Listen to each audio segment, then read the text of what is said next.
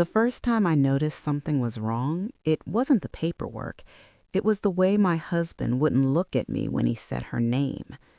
That morning, the house smelled like burnt toast and instant coffee, the kind of smell that settles into the walls when you're rushing and tired. I was standing by the sink, rinsing a chipped mug, when he said it casually, like an afterthought. "Linda might need to stay with us for a while."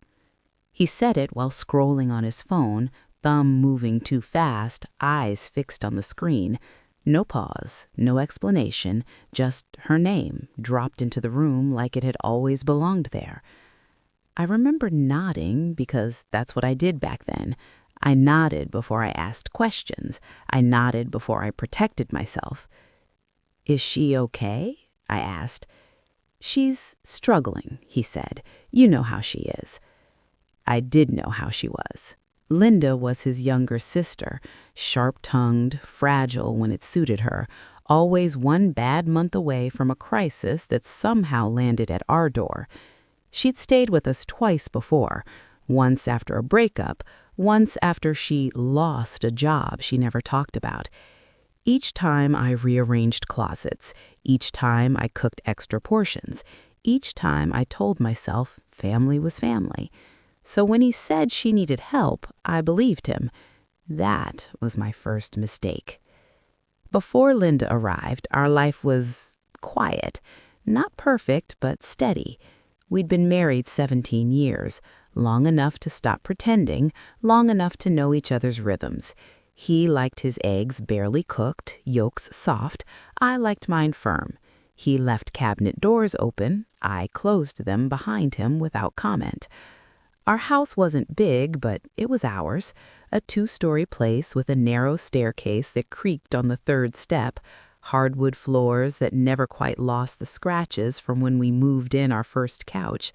The living room window caught the afternoon light just right, warm, forgiving. I used to sit there on Sundays with a book and think, this is enough. I worked part-time at a local accounting firm, nothing glamorous, but it paid well enough, and I liked the order of numbers, the certainty. He worked full-time in logistics, long hours, frequent calls. We didn't have children, a quiet ache we learned to live with, and maybe because of that, the house held our routines like memories. We had dinner together most nights, real dinners, plates at the table, phones face down. That's what made the change so noticeable. Linda arrived on a Tuesday with 2 suitcases and a plastic bag full of shoes. She hugged my husband first, long, clinging, then gave me a quick squeeze that smelled like cigarettes and cheap perfume. "Thank you for this," she said, already walking past me. "I just need a little time to get back on my feet." Of course you do, I thought. They always did.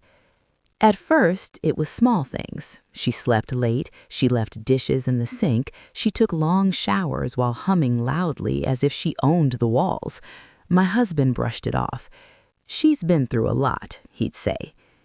Then it became bigger things.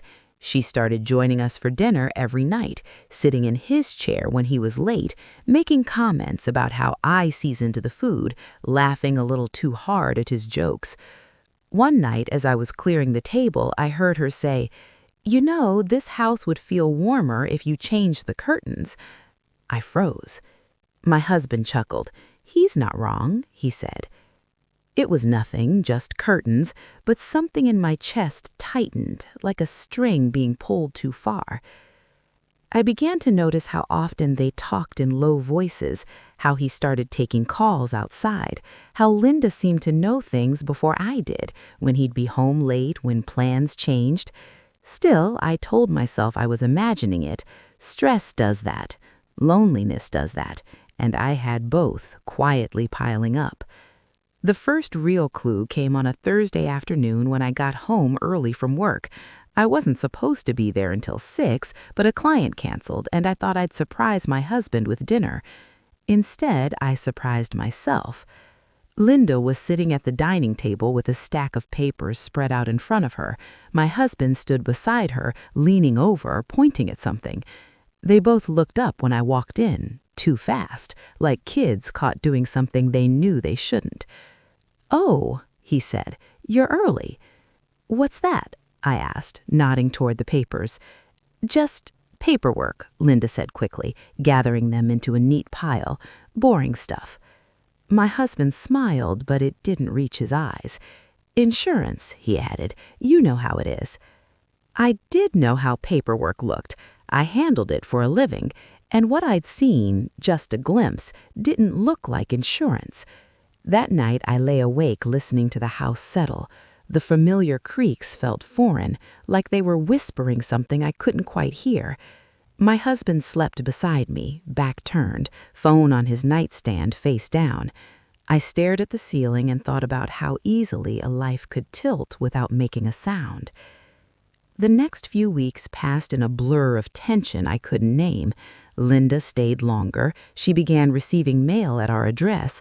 My husband stopped asking my opinion about household decisions. And then, one afternoon, while filing old documents to make space in the cabinet, a task I'd put off too long, I found the envelope. It was thin, official, my husband's name printed neatly on the front. And inside, buried beneath legal language and signatures, was the moment my world finally cracked. Because the house, my house, no longer had my name on it. I sat on the floor, papers trembling in my hands, the sound of my own heartbeat louder than anything else in the room. 17 years, every payment, every repair, every sacrifice. And somehow, quietly, while I was busy being understanding, I had been erased. I don't remember how long I sat there on the floor. The sunlight shifted across the carpet, dust floating lazily in the air, while I stayed frozen, papers spread in front of me like evidence at a crime scene. My name was missing, not misspelled, not tucked away somewhere else, just gone, as if I'd never existed in this house at all. I pressed my palm flat against the page, as though touching it might change the words. It didn't. The house felt suddenly unfamiliar. The walls I had painted, the floors I had scrubbed on my hands and knees, they all seemed to pull away from me, like they belonged to someone else now. I folded the papers carefully and slid them back into the envelope. My hands were steady, which surprised me. Inside, something was breaking open, but on the outside, I was calm. Too calm. That evening, I made dinner like nothing was wrong. I cooked his favorite meal, the one he always praised even after all these years. I set the table. I lit the small candle we only used on special occasions. Linda watched me from the counter, suspicious. "You're in a good mood," she said. I smiled. "Am I?" She shrugged and turned back to her phone. My husband came home late. He kissed my cheek without meeting my eyes. We ate in near silence, the clink of silverware loud between us. Finally, I asked, "How long is Linda planning to stay?" He stiffened, just slightly. "We talked about this." "No," I said quietly. "You talked. I listened." Linda pushed her chair back. "I think I'll head upstairs." When she was gone, I looked at him, really looked, the man I'd trusted with my life, my money, my future. "I found something today," I said. His jaw tightened. "What?" "The house papers." The air changed, thickened. He didn't speak right away, and in that silence, I knew everything. "You weren't supposed to see that yet," he said. "Yet." My throat burned. "Yet?" He sighed, rubbing his temples. "You're overreacting." That word landed like a slap. "Explain it," I said. My voice was steady, even. "Explain why my name isn't on the deed." He leaned back in his chair. "It was temporary." "Temporary for who?" "For Linda. She needs stability. She's been through enough." I laughed then, a short, broken sound I didn't recognize as my own. "So you took my house away to give her stability?" "It's not like that," he snapped. "I'm still here. You're still here." "For now," I said. He stood up abruptly. "You're making this into something it's not."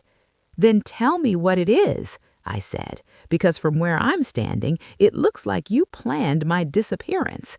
He opened his mouth, then closed it again. Somewhere upstairs, a floorboard creaked. I was going to put your name back in once things settled. When? I asked. He didn't answer. That night, I slept in the guest room. I listened to Linda's laughter drift through the hallway and wondered how long they'd been planning this. Weeks? Months? Longer? The next morning, I called in sick to work. My head throbbed, but my mind was clear. I needed facts, not accusations, not emotions. Facts. I made copies of everything, the deed, the signatures, the dates. My husband had transferred ownership into his name alone and then added Linda as a partial owner under the guise of temporary residence rights. Temporary, like me. I called a lawyer I knew through work. She didn't sugarcoat it. What he did is legal, but it's not clean, and it's not unfixable. Those words steadied me. I didn't confront him again, not right away. I watched instead. I listened. I noted every whispered conversation, every shared glance. I noticed how Linda began making plans, renovations, furniture, changes that assumed permanence. One afternoon, she told me, "You know, this place could really use a fresh start." I smiled at her. "It will." She didn't understand what I meant. Over the next few weeks, I quietly separated my finances. I moved my paycheck into a new account. I gathered records, mortgage payments, renovation receipts, proof of contribution, 17 years' worth. My husband noticed the distance, but mistook it for surrender. "You're being very understanding about all this," he said one night. I met his gaze. "I've had a lot of time to think." That part was true. The turning point came at a family gathering. His parents were there. Linda was glowing, playing the grateful sister. My husband stood proudly beside her. His mother pulled me aside. "I hear you're giving Linda the house," she said warmly. The room seemed to tilt. "I'm sorry?" I said. "Oh," she laughed. "She told us you agreed, that you wanted to downsize." I felt something settle inside me then, not anger, but resolve. That evening, after everyone left, I packed a bag. "I'm staying with a friend for a few days," I told my husband. He looked relieved. "That might be for the best." I nodded. "For both of us." As I walked out the door, I looked back at the house, my house, and felt no regret, because I wasn't leaving empty-handed. I was leaving with the truth, the paperwork, and a plan. I don't remember how long I sat there on the floor. The sunlight shifted across the carpet, dust floating lazily in the air, while I stayed frozen, papers spread in front of me like evidence at a crime scene. My name was missing. Not misspelled, not tucked away somewhere else, just gone, as if I'd never existed in this house at all. I pressed my palm flat against the page, as though touching it might change the words. It didn't. The house felt suddenly unfamiliar. The walls I had painted, the floors I had scrubbed on my hands and knees, they all seemed to pull away from me, like they belonged to someone else now.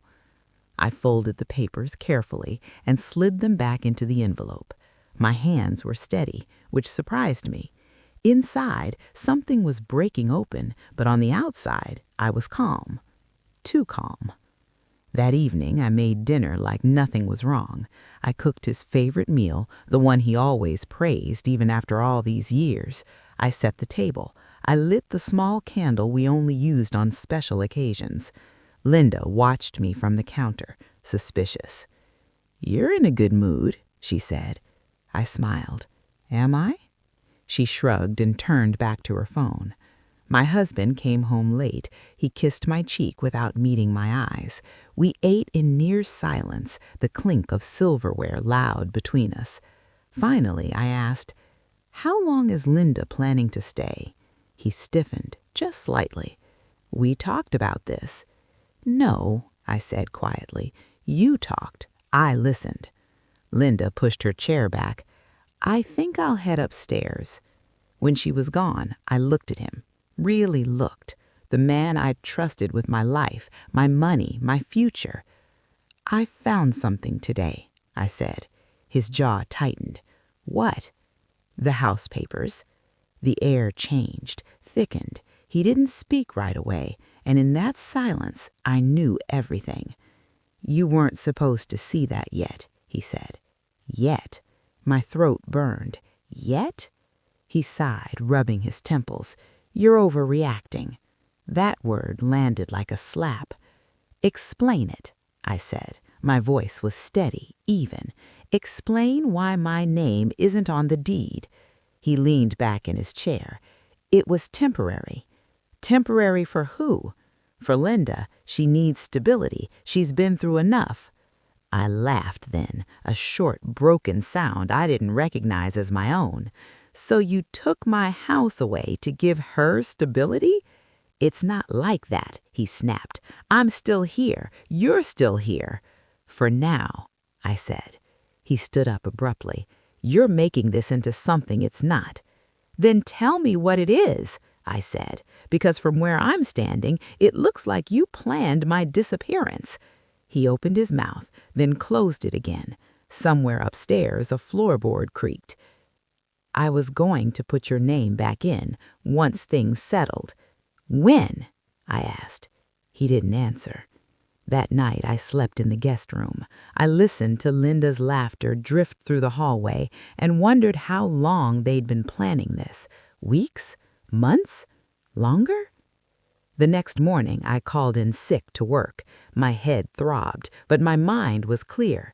I needed facts, not accusations, not emotions. Facts. I made copies of everything, the deed, the signatures, the dates. My husband had transferred ownership into his name alone and then added Linda as a partial owner under the guise of temporary residence rights. Temporary, like me. I called a lawyer I knew through work. She didn't sugarcoat it.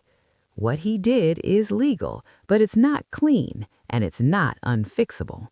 Those words steadied me. I didn't confront him again, not right away. I watched instead. I listened. I noted every whispered conversation, every shared glance. I noticed how Linda began making plans, renovations, furniture, changes that assumed permanence. One afternoon, she told me, "You know, this place could really use a fresh start." I smiled at her. It will. She didn't understand what I meant. Over the next few weeks, I quietly separated my finances. I moved my paycheck into a new account. I gathered records, mortgage payments, renovation receipts, proof of contribution, 17 years' worth. My husband noticed the distance, but mistook it for surrender. "You're being very understanding about all this," he said one night.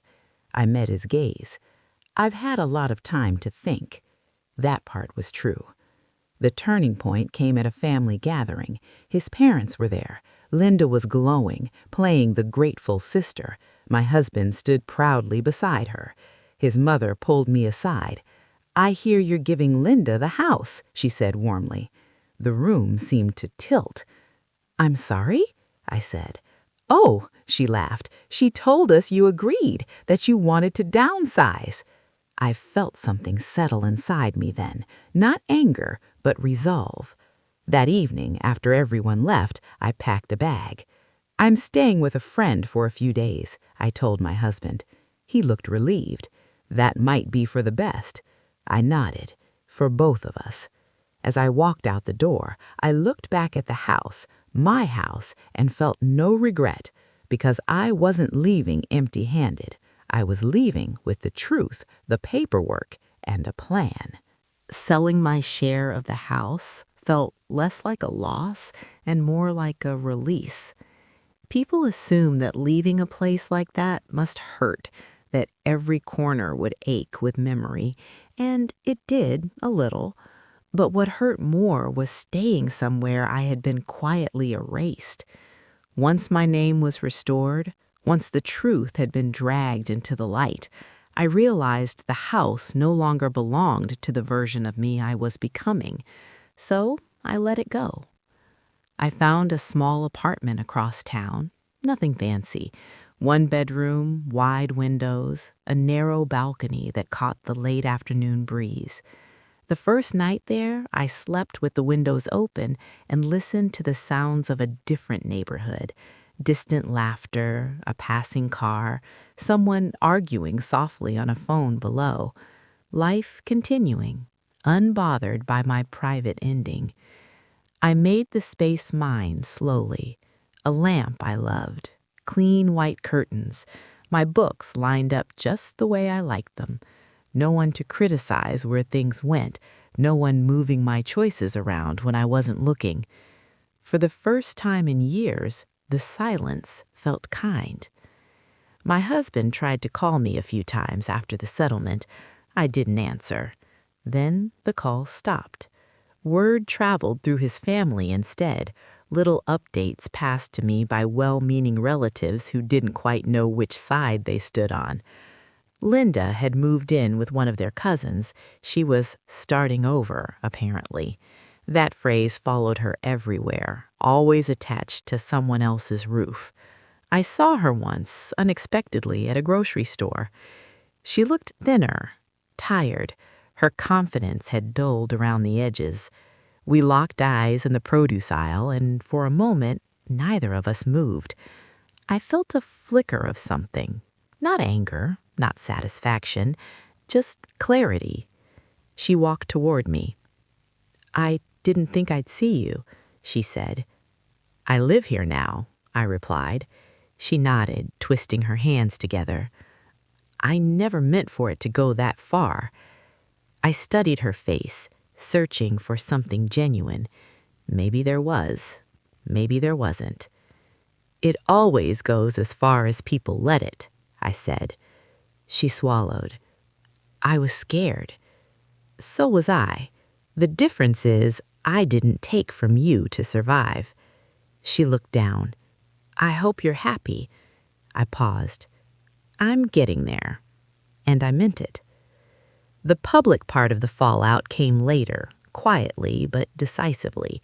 Mutual friends stopped calling him. Questions were asked at family gatherings he no longer attended. People began to notice patterns, the way Linda always landed on her feet while someone else fell. I never had to explain myself. The truth had a way of doing that without my help. Months passed. My life settled into a new rhythm. Work became more than a routine. It became grounding. I started walking in the evenings, learning the streets around my apartment, watching seasons change without anyone else's expectations weighing on me. One night, as I sat on my balcony with a cup of tea, I realized something surprising. I wasn't replaying the betrayal anymore. It had lost its sharpness, its grip. Healing didn't come as a sudden moment of forgiveness or triumph. It came in quiet ways, choosing what I wanted for dinner, deciding how to spend my weekends, trusting my instincts again. I learned to listen to that small voice inside me, the one I'd ignored for too long, the one that had whispered, "Something isn't right." If I could speak to the woman I was back then, the one nodding in the kitchen, accepting explanations that made her uneasy, I'd tell her this: pay attention when people start making decisions about your life without you in the room. That's not love, that's control dressed up as concerned. I don't hate my husband. I don't even hate his sister. Carrying that kind of anger would only tie me back to them. What I feel instead is something steadier, respect for myself, and gratitude for the moment that forced me to open my eyes, even though it hurt. Some losses aren't losses at all. They're invitations to reclaim yourself. And sometimes the most powerful thing you can do is walk away with your dignity intact. It took me a long time to admit that the marriage had been ending long before the paperwork ever changed. Looking back, the signs were there, not dramatic, not loud, just quiet shifts I'd brushed aside because acknowledging them would have meant asking questions I wasn't ready to answer. the way my opinions started feeling optional, the way we slowly became "I'll handle it," the way concern was used as a cover for control. Once I lived alone, those patterns became clearer. Distance has a way of sharpening memory. I filed for divorce 6 months after I moved into the apartment. By then, it felt less like a decision and more like a formality, a final alignment between what my life looked like and what it truly was. My husband didn't fight it. When we met at the mediation office, he looked older, not just tired, but diminished, like someone who had gambled on certainty and lost it. "You don't have to do this," he said quietly as we sat across from each other, a thin table between us. "I already did," I replied. He glanced at the papers. "We could start over." I thought about that, not with anger, but honesty. Start over meant pretending the betrayal was a misunderstanding. It meant trusting someone who had proven they could erase me if it was convenient. "No," I said gently. "I'm already somewhere new." He nodded slowly as if he understood. Maybe he did. Maybe he didn't. Either way, it wasn't my responsibility anymore. The divorce was finalized without spectacle. No shouting, no dramatic exits, just signatures and silence. When it was over, I walked out into the crisp afternoon air and felt something lift from my chest. Not relief exactly, freedom. People often ask if I regret not fighting harder, if I wish I'd stayed, reclaimed the house fully, forced him to leave instead. But healing isn't always about winning territory. Sometimes it's about choosing peace over proof. I kept the things that mattered: my savings, my independence, my sense of self. The rest could go. My life grew fuller in ways I hadn't expected. I joined a weekend book club. I reconnected with an old friend I'd lost touch with during my marriage. I traveled alone for the first time, just a short trip, but enough to remind me that I trusted myself to navigate unfamiliar places. One evening, as I unpacked groceries in my apartment, I realized something small but significant. I was humming. Not because anyone else was home, not because I was performing happiness, just because I felt light. That's how I knew I was healing. I heard updates about my ex-husband occasionally, through mutual acquaintances, through whispers that carried more curiosity than judgment. Linda, I learned, had moved again, another temporary arrangement, another borrowed space. Patterns repeat themselves when no one interrupts them. I felt no satisfaction in that knowledge, only confirmation. One afternoon, nearly a year after everything unraveled, I received a letter in the mail. No return address. The handwriting was familiar. It was from my ex-husband. He didn't ask for forgiveness. He didn't explain himself away. He wrote simply, carefully, as if choosing each word mattered. He admitted that he had underestimated me, that he believed I would always accommodate, always adjust, always stay, that when I didn't, it forced him to confront parts of himself he'd ignored for years. "I'm writing to change nothing," the letter ended. "I just wanted you to know that what you did, standing up quietly, without cruelty, changed me." I folded the letter and placed it in a drawer. Not as a trophy, not as closure, just as evidence that dignity leaves an impression. As time passed, the story stopped feeling like something that happened to me and started feeling like something that revealed me, to myself most of all. I learned that help offered with conditions is not help, that love doesn't require you to disappear so someone else can feel secure, and that listening to your instincts early can save you years of confusion later. If you're hearing this and something inside you feels familiar, that tightening in your chest, that quiet doubt you keep pushing aside, I want you to hear this clearly. You're not imagining it. Pay attention when your name starts getting left out, of conversations, of decisions, of plans that affect your life. Those omissions matter. I didn't lose a house, I gained myself. And that, I've learned, is the kind of ownership no one can take away from you. Sometimes, late at night, I think about how quietly everything changed. Not with shouting, not with slammed doors, but with paperwork signed behind my back, with decisions made in hushed tones, with a belief, his belief, that I would bend because I always had. That's what stays with me most. Betrayal doesn't always arrive screaming. Sometimes it tiptoes in, wearing the face of family and help, asking you to step aside just a little, until there's no space left for you at all. After the divorce, people treated me differently. Some with pity, some with admiration, some with curiosity masked as concern. "You're so strong," they'd say.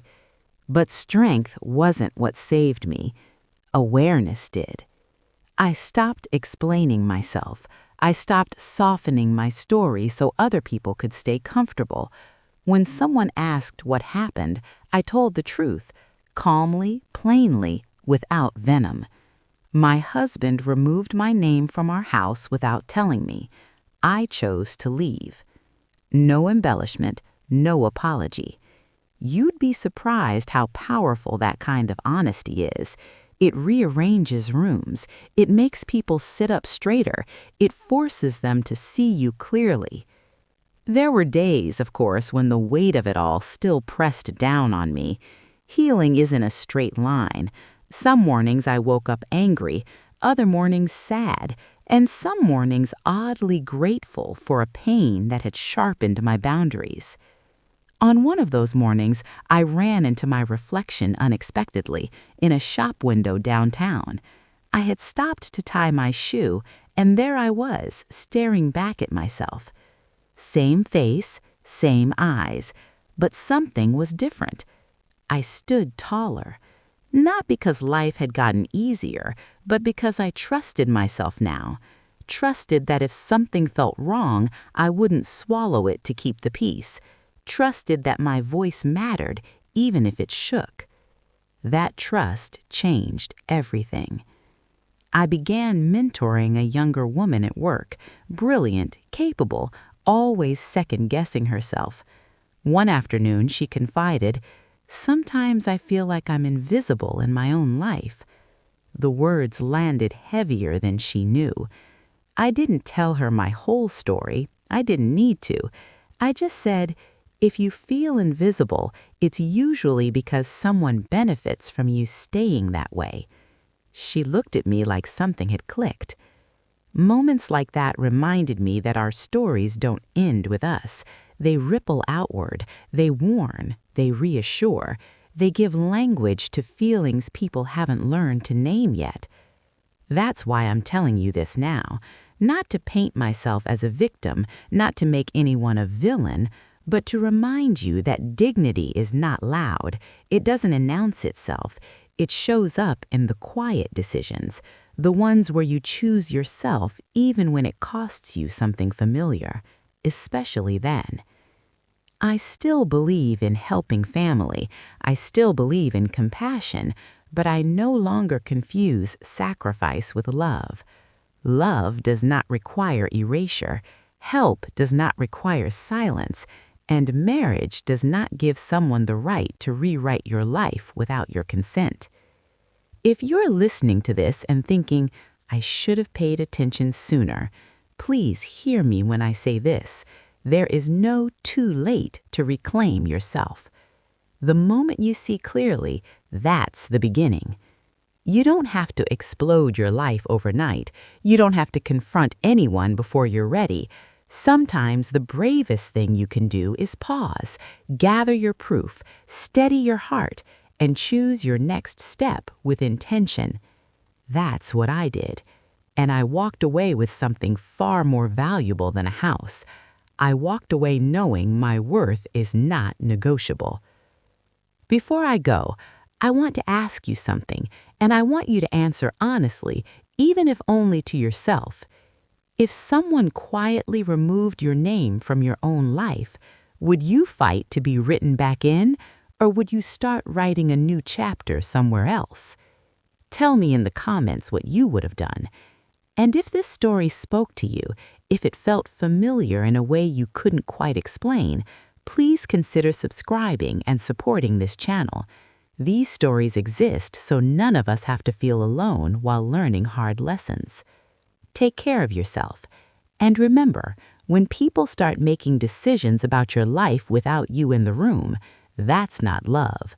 That's your sign to stand up. There's something else I didn't talk about earlier. Something quieter, but just as important. After everything's settled, after the paperwork and the moving and the polite goodbyes, there was a stretch of time where no one was asking me anything at all. No lawyers, no family members, no friends checking in every other day. Just me. That silence was unfamiliar. For years, my life had been shaped by responding to needs, to expectations, to emergencies that weren't mine but somehow became my responsibility. In the beginning, the quiet felt empty. Then it started to feel honest. I noticed how often I'd been bracing myself without realizing it, how my shoulders had lived just a little too high, how my answers were always softened, padded, careful not to upset the balance of someone else's comfort. One afternoon, I caught myself reaching for my phone to explain a decision I didn't actually need permission to make. I stopped mid-motion and laughed, a soft, surprised sound. Old habits linger. Unlearning them takes patience. I started small, saying no without explaining why, choosing what I wanted without rehearsing the reasons, letting pauses exist in conversations instead of filling them with reassurance. At first, it felt selfish. Then it felt necessary. I thought about how easily I'd accepted being excluded from decisions that shaped my own future, not because I was weak, but because I'd been trained, slowly, to value harmony over honesty, to believe that being easy was the same thing as being loved. It isn't. Being easy just makes it easier for people to step over you without noticing. One evening, I sat across from a woman I'd met through the book club, recently divorced, still raw around the edges. She stirred her drink nervously and said, "I keep wondering how I didn't see it sooner." I didn't rush to comfort her. I didn't offer platitudes. Instead, I said, "You probably did. You just didn't have the language for it yet." She nodded, tears pooling in her eyes. That recognition, that permission to trust her own memory mattered more than any advice I could give. That's when I understood something deeply. Clarity often arrives after damage, not before. And that doesn't make you foolish, it makes you human. I no longer measure my life by what I endured, but by what I refused to tolerate once I knew better. That shift changed how I see everything: relationships, work, even kindness, especially kindness. Kindness without boundaries is an invitation to be used. Boundaries without kindness are a wall. What I aim for now is something in between. There are moments when I still miss the version of my life that felt simpler, the Sunday mornings, the familiar routines, the comfort of believing we were on the same team. Grief doesn't vanish just because growth arrives. But I don't miss who I had to be to keep that life intact. I don't miss shrinking my questions. I don't miss doubting my instincts. I don't miss explaining away my own discomfort. If anything, I feel a quiet pride when I think about the way I handled it all. Not perfectly, not bravely every day, but with integrity. I didn't scream. I didn't destroy. I didn't humiliate. I stood still long enough to see the truth clearly, and then I moved with purpose. That matters to me, because when the anger fades, and it always does, what you're left with is how you behaved when it would have been easier to lose yourself. I kept mine. And if you're listening right now, maybe holding on to a truth you haven't said out loud yet, I want you to know this. You don't need permission to take your life seriously. You don't need proof that's dramatic enough to justify your feelings to others.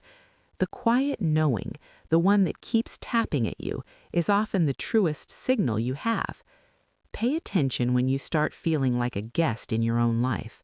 That feeling doesn't come from nowhere. I didn't tell this story to paint my past as tragic. I told it because stories like this are more common than people admit, especially among women who are taught to hold everything together while pieces are quietly taken from them. If this story made you pause even for a second, then it did its job. And if you're standing at the edge of a decision you're scared to make, remember, you don't have to leap. Sometimes all you have to do is stop pretending nothing is wrong. That's where change begins. Thank you for listening. Thank you for holding space for this story. And above all, thank you for trusting your own voice enough to stay to the end. You're not wrong for wanting more honesty, more respect, more say in the life you're living. You're just ready. There's a strange moment that comes after everything is said and done. After the dust settles, after people stop checking in, after your story becomes something you remember instead of something you're surviving. It's the moment when you realize the world didn't end.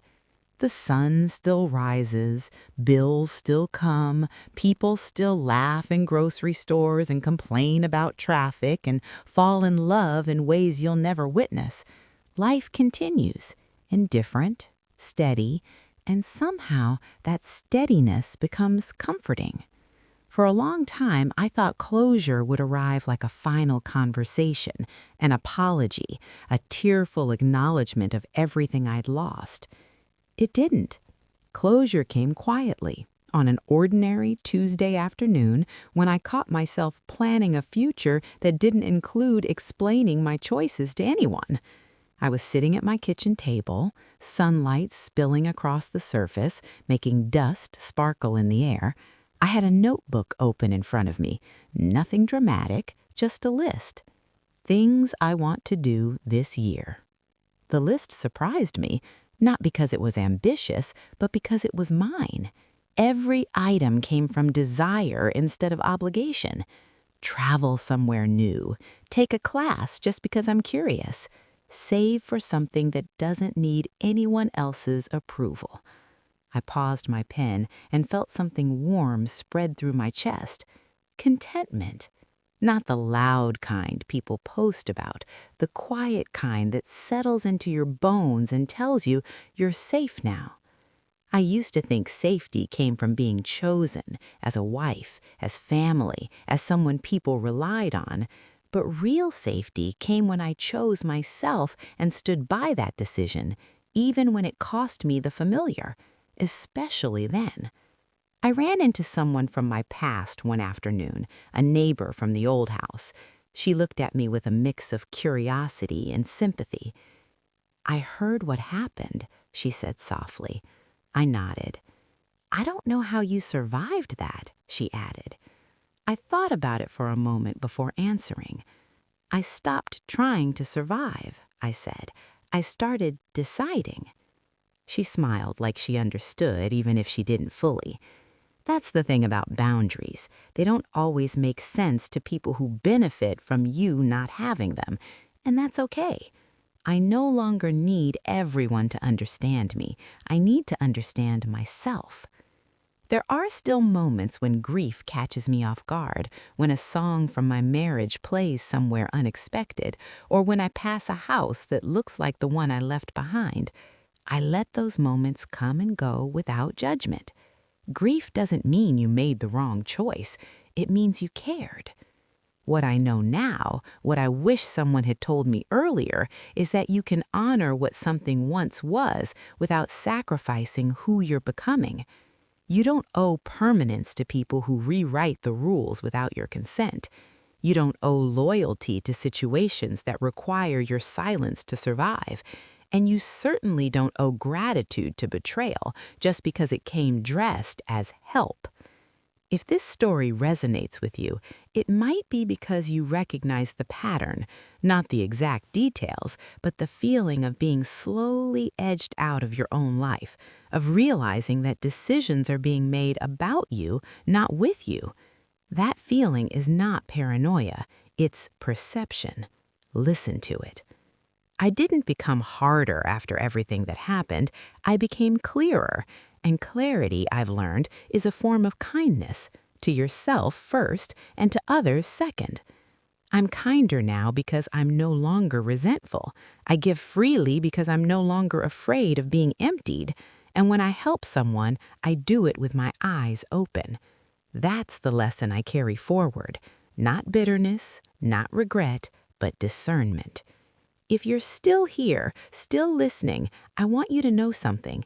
Your story doesn't need to be dramatic to be valid. Your pain doesn't need witnesses to be real.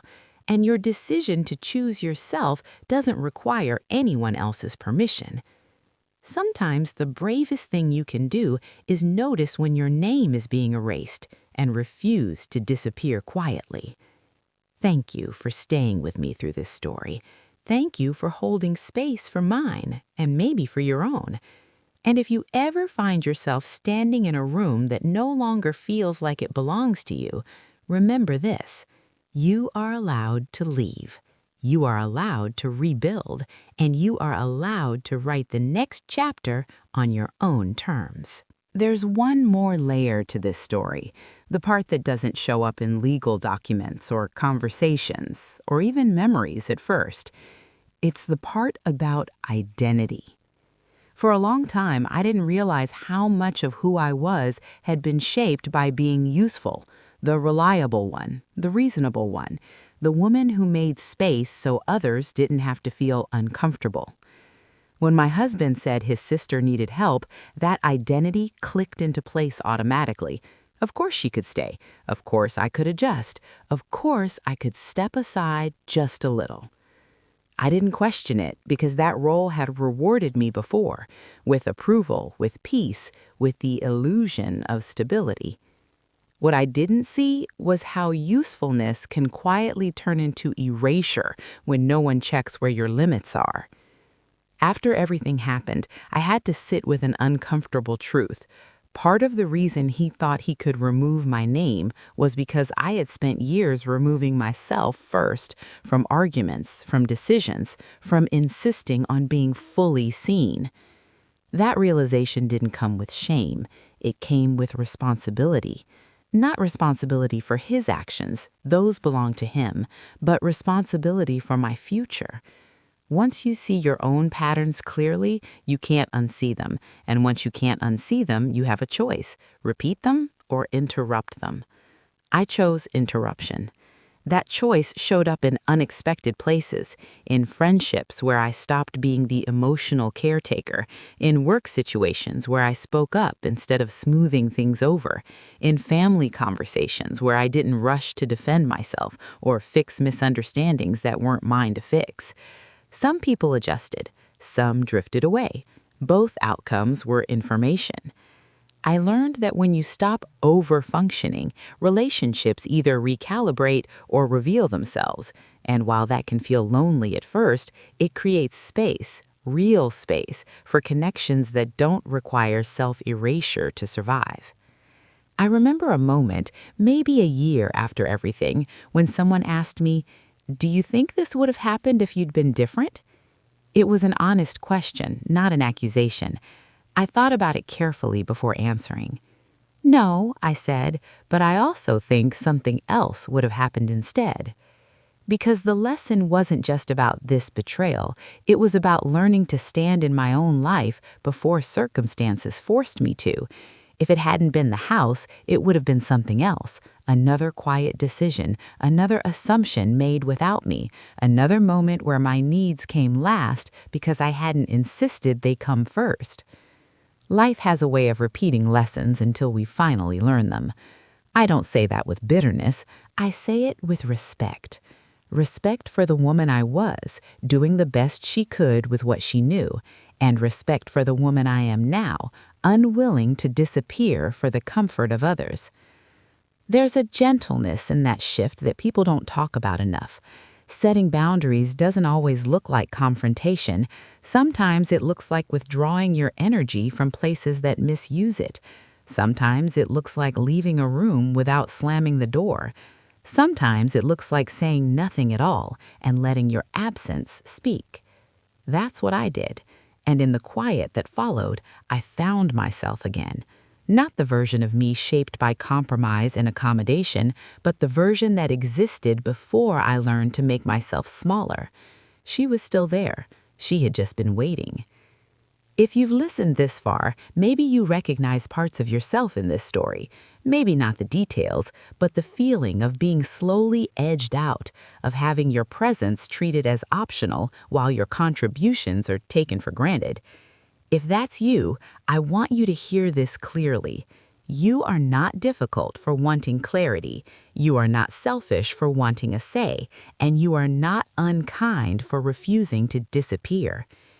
Pay attention to the moments when people make plans that affect you without consulting you, when they frame your discomfort as inconvenience, when they benefit from your silence. Those moments matter. They're not small. They're invitations, not to argue, but to wake up. I didn't lose my marriage because I stood up for myself. I lost it because it was built on the assumption I never would. And once that assumption broke, so did the illusion holding everything together. What replaced it wasn't chaos, it was truth.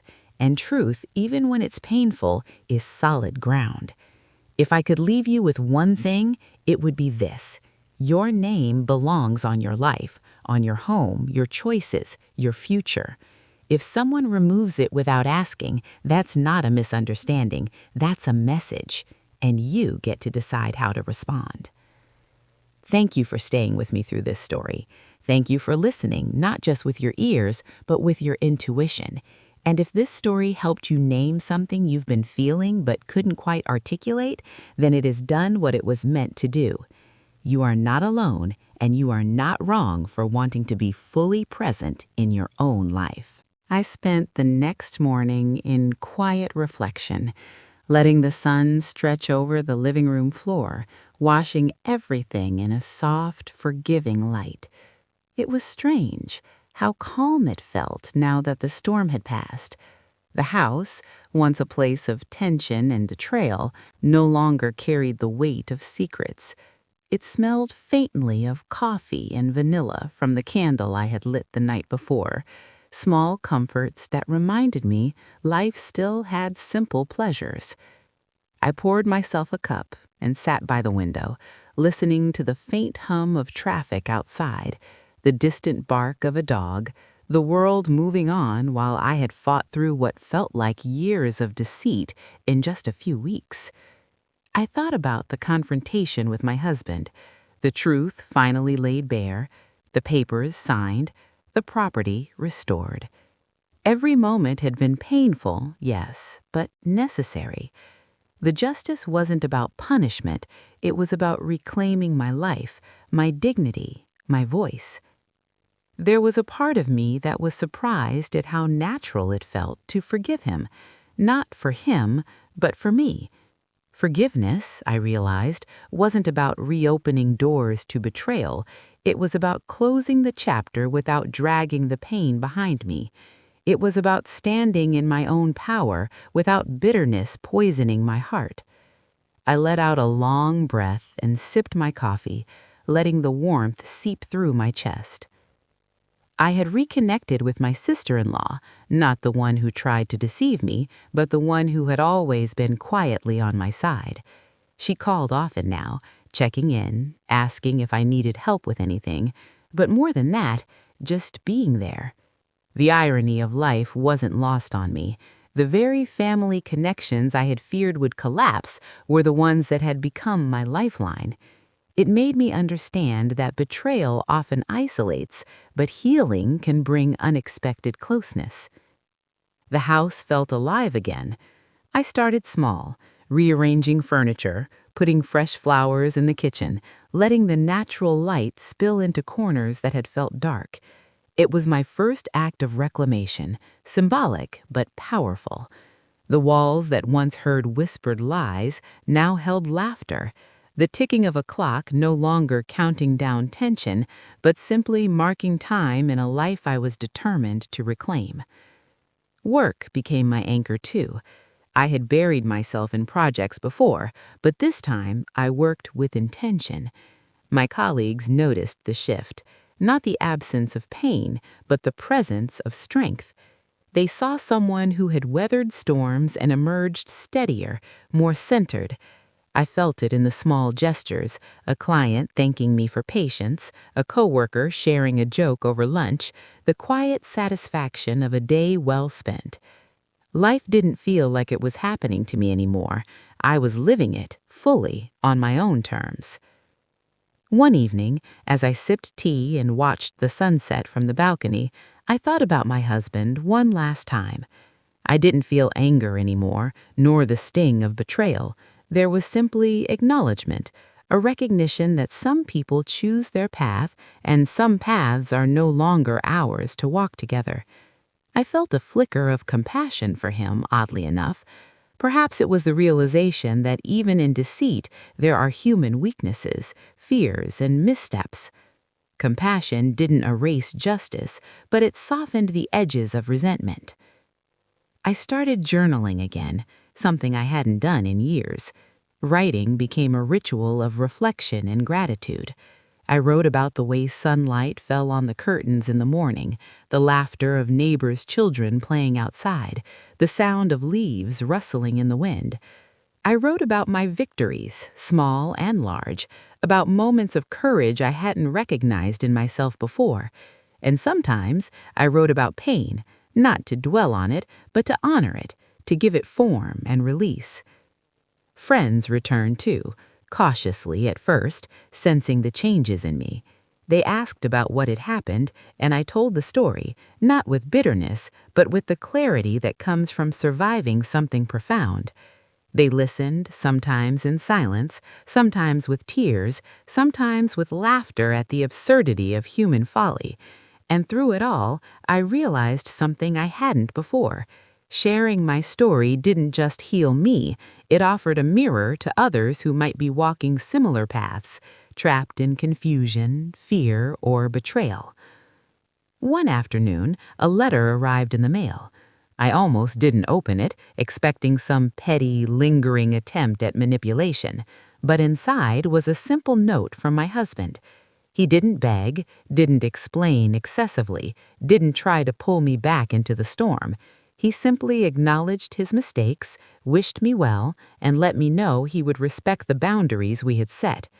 I folded the note carefully and placed it in a drawer, not for bitterness, but as a final punctuation mark on a story that had nearly consumed me. I began volunteering at a local community center, helping women who had faced similar betrayals, losses, or family conflicts. Their stories resonated with mine, but each was unique, each heartbreak different. Listening, supporting, and guiding became my new rhythm. In helping others, I discovered a deeper layer of healing, an empathy forged in fire, a strength built through challenge. At night, I often sit by the window with a cup of chamomile, watching the stars appear one by one. The quiet hum of the world reminds me that life is moving forward regardless of pain or betrayal. I no longer dread the silence, I embrace it. It is in the silence that I hear myself most clearly, my own voice strong and steady, untangled from the lies and deceptions that once clouded it. And then, sometimes, I smile, thinking of the journey, how close I had come to losing myself, how carefully I had rebuilt my life, and how unexpectedly beautiful the rebuilding process could be. There is a serenity now, a soft, gentle confidence that life will always offer challenges, but also the strength to meet them, the wisdom to navigate them, and the grace to let go of what no longer serves me. Would you have had the courage to face the truth as I did? Could you reclaim your life after betrayal, rebuild trust in yourself, and find peace where you least expected it? Tell me in the comments. I would love to hear your stories, and perhaps together we can find strength in the lessons life gives us. If this story touched you, consider subscribing for more real-life storytime journeys. Remember, no matter the storms you face, your story is worth telling and your strength is worth celebrating. That concludes part 10 and brings the story to its final resolution.